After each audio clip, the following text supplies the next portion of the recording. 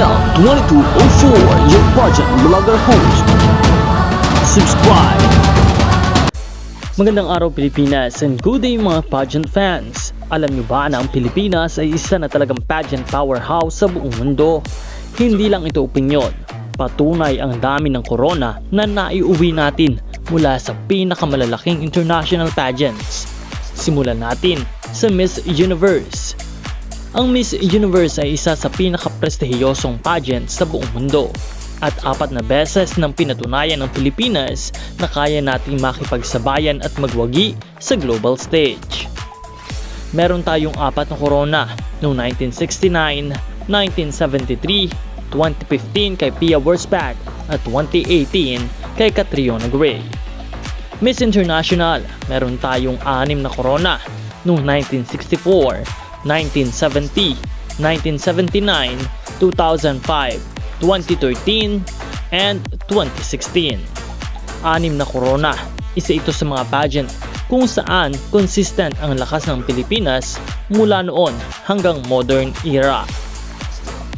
Sa Miss World ay meron tayong 1 korona noong 2013 sa pamamagitan ni Megan Yang. Isang makasaysayang panalo na naglagay muli sa Pilipinas sa World Pageant Map.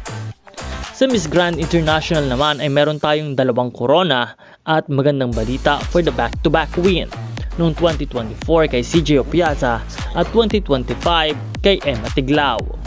Patunay na ang Pilipinas ay patuloy na nangingibabaw sa bagong henerasyon ng international pageantry.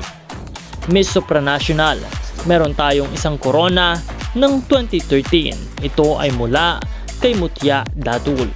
Isang panalong nagmarka ng bagong simula ng dominance ng Pilipinas sa European-based pageants.